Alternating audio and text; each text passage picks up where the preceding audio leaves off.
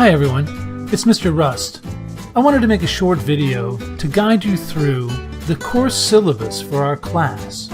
This is a very important document that we'll be using throughout the year. You're going to need to know it, and you're going to need to refer back to it repeatedly. So this video is just an easy introduction to help you better understand it. And since there'll be a quiz on the contents of the syllabus, we want to pay close attention so that you can do well on your very first assignment. This is the front cover of our United States history syllabus, and you can see we have many different pictures from FDR, the Statue of Liberty, to the statue of Martin Luther King Jr., and a couple of different flags. I just thought it was pretty, so I put it together, and we'll move on. This next page is the welcome letter that I've written for you. It says, "Welcome to Honors of United States History. This semester we'll be working together to understand exciting and important lessons from the history of the United States. Because it is a semester course, we will be jumping through the narrative of history, examining specific times and events to create a deeper and more valuable interpretation of the past. I'm very excited to be on this journey with you. Together we will have challenges to face, growth to experience, and lots of ourselves to share. I know you will find Honors United States History to be fun, rewarding, and exciting. You will be better at the end than you are at the start. With a growth mindset, we will learn from our mistakes, grow in our skills, and finish the course with a new perspective on United States history that will remain a source of help and wisdom as you go on to other courses and on to college or your career. You will need to approach Honors United States History differently than you may have approached your classes in the past. Because we are going to start in distance learning, you will need to be more proactive and hold yourself to a high standard of responsibility. This means that communication will be important for you to succeed. Every week, you will need to email me to tell me what is going on with you. If you're doing fine, email that to me. If you are struggling, email me. If you are confused or angry or frustrated, email me. Making email a weekly practice is essential to your success. In this semester, we will make building your independent learning central to our course. There will be many opportunities for you to work on your own and design your own success for yourself. Don't worry about being supported. I'm always here to help you. Just email me, and I will set up an appointment for us to work together. It's just that simple and easy. Welcome to United States History. We're going to have a great experience together. I'm excited you are here, and I can't wait to hear more about you and your ideas about United States history. Sincerely, Mr. Rust." And there I am. Not the best picture in the world, but it's a picture all the same. Now, one thing I wanted to mention here is that you can see the course description, but also important information like my name, my email address, and how and when you can contact me. I left something out here that I want you to pay close attention to, and that's why watching this video is going to help you to succeed on the quiz you'll take at the end of this week. My office hours are missing. I did that intentionally because I wanted you to listen and I wanted you to record this. I have set aside office hours for us to meet every Monday from, where did it go? Every Monday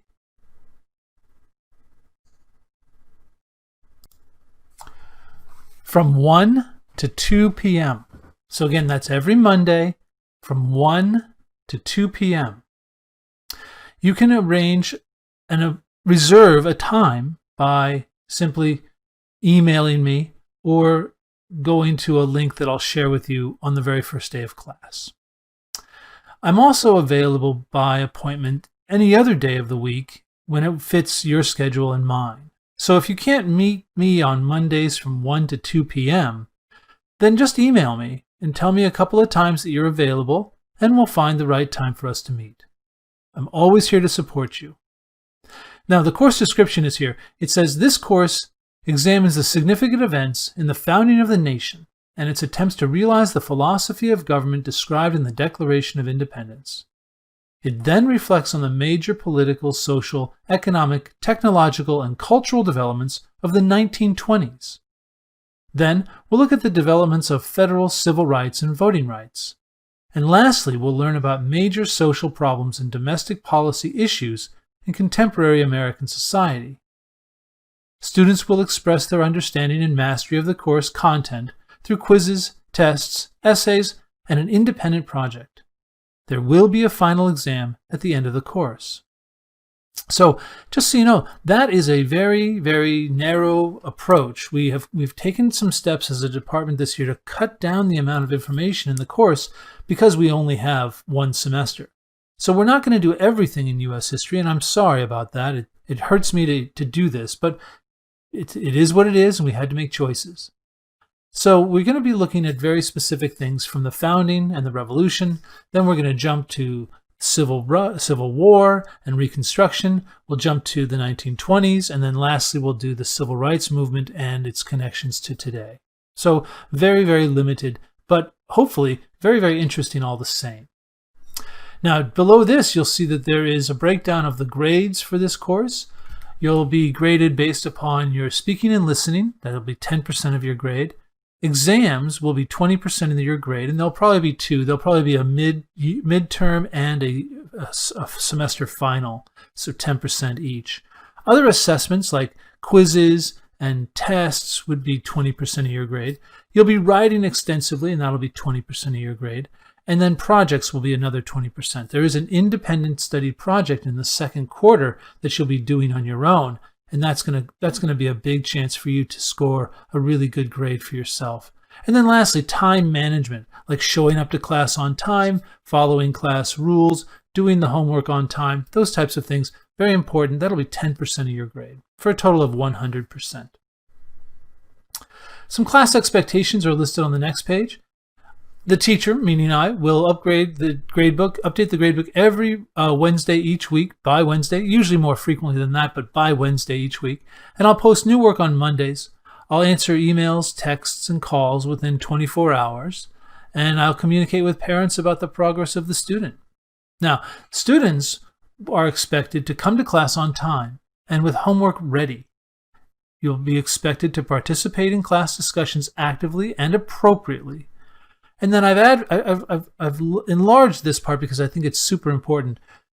You'll need to self-advocate and seek help, respecting your schedule and mine, and that you will respond to messages from me, texts, phone calls, emails, within 24 hours. Now, parents, they're going to be expected to understand that your student needs to attend class 4 hours a week, plus doing daily homework time. Students need to use their computer and their phone or their phone to work in the class. And students need to wake up every day and start class at 9 a.m. Our class may not meet at 9 a.m., but your classes at LPS this year will start at 9. So you'll need to be awake and online with your camera on by that time. And that's expected. As a parent, please communicate with the teacher and as many times as needed. We will be saying this mantra this year because I want us to have clear expectations about what's going on.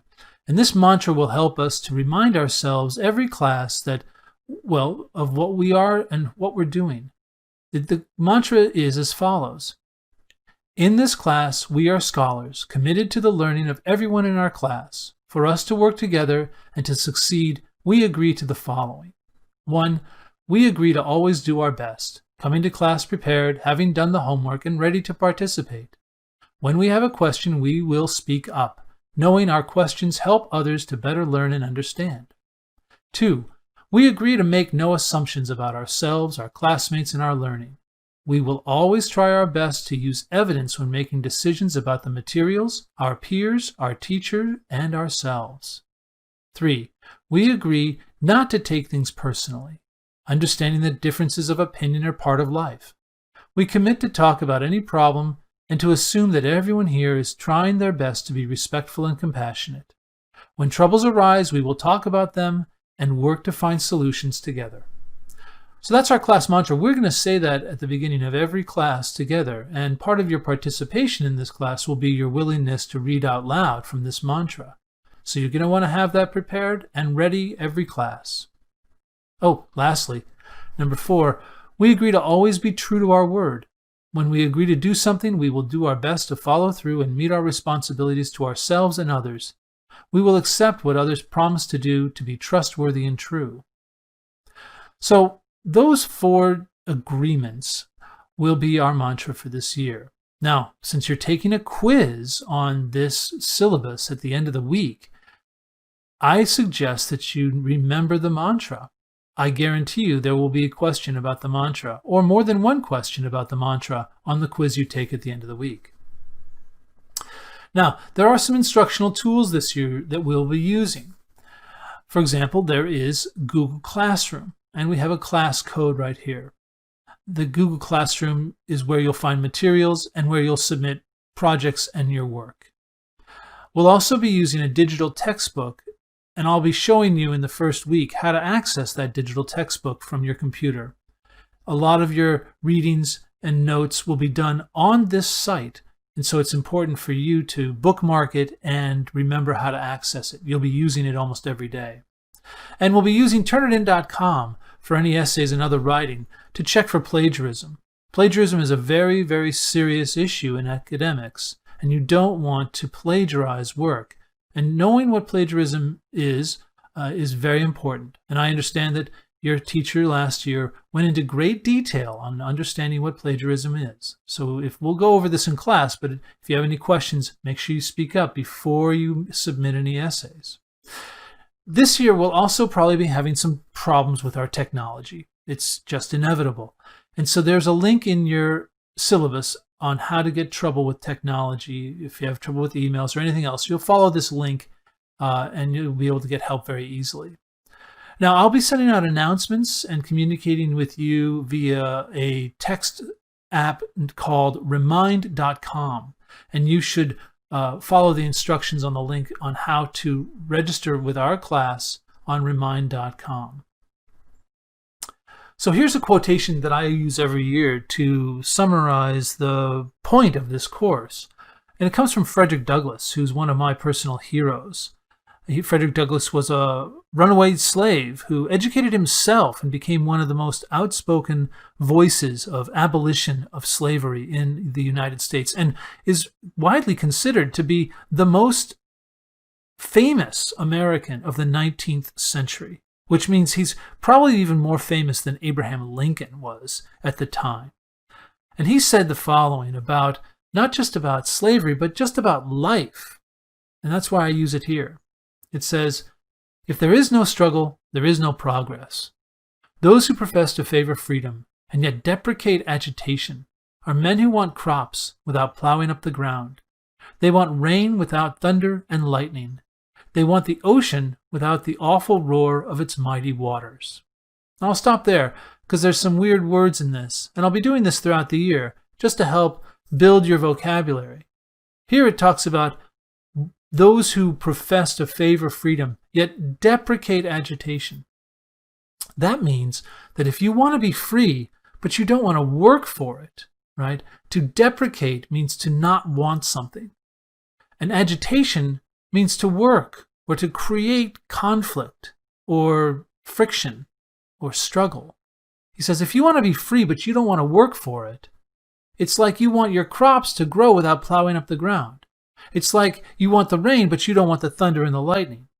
You want all the good things and none of the hard things.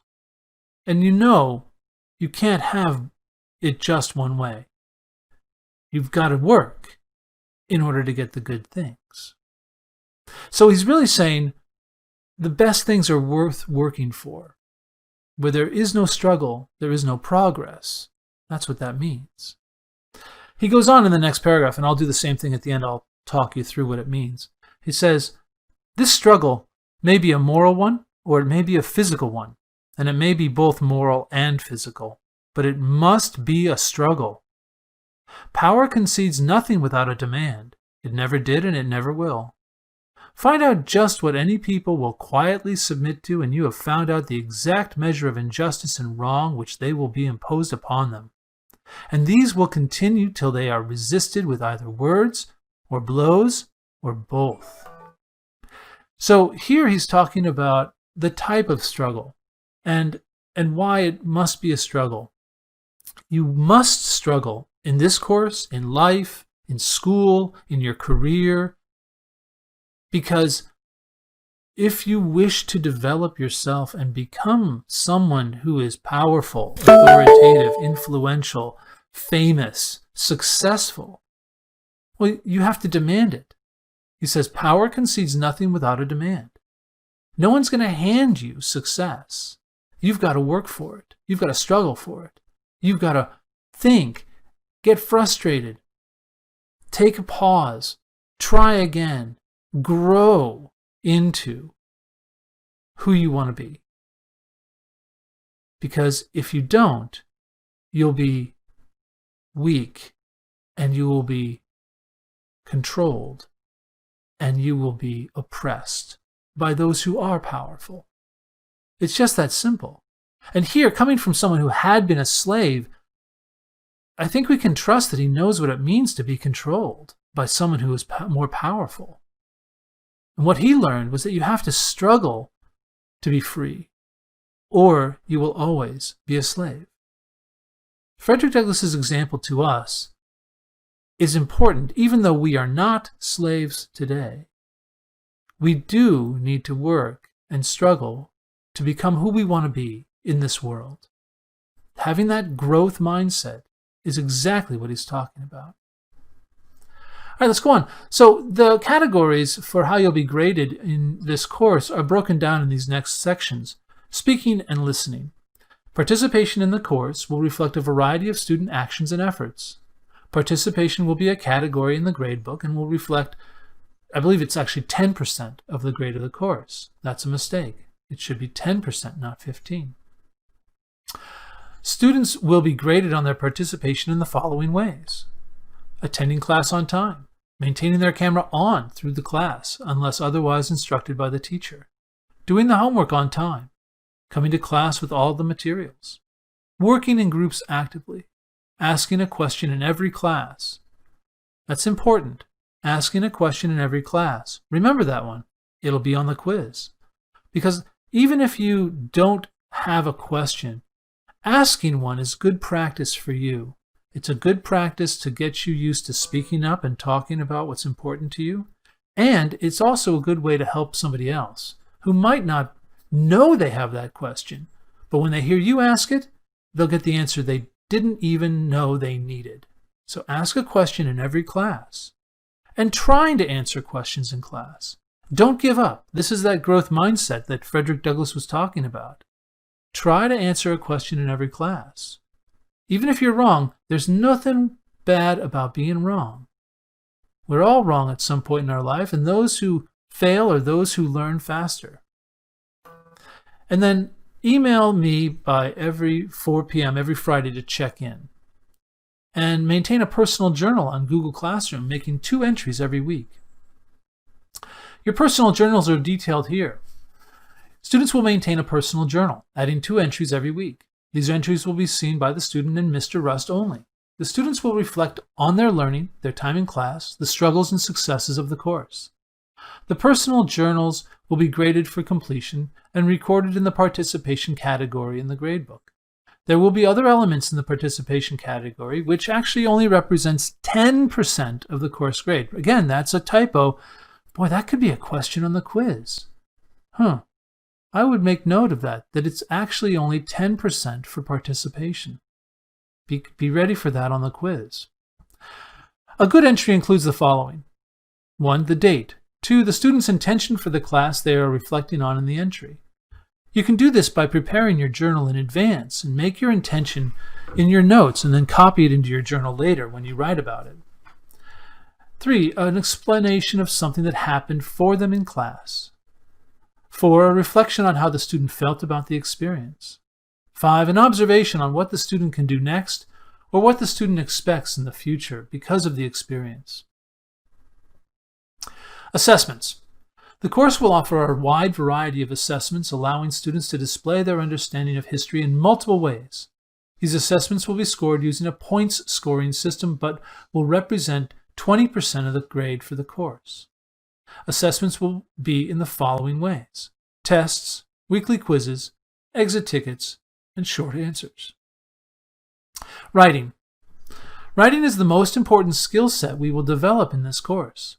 Students will write in class every day and will be assigned to write at least 2 document-based essays. Remember that. You'll be writing 2 document-based essays. That'll be on the quiz. I hope. Writing reflects 20% of your course grade. The independent study project, and I know I can already see a typo here, so pay close attention. Students will complete an independent study project in the second quarter.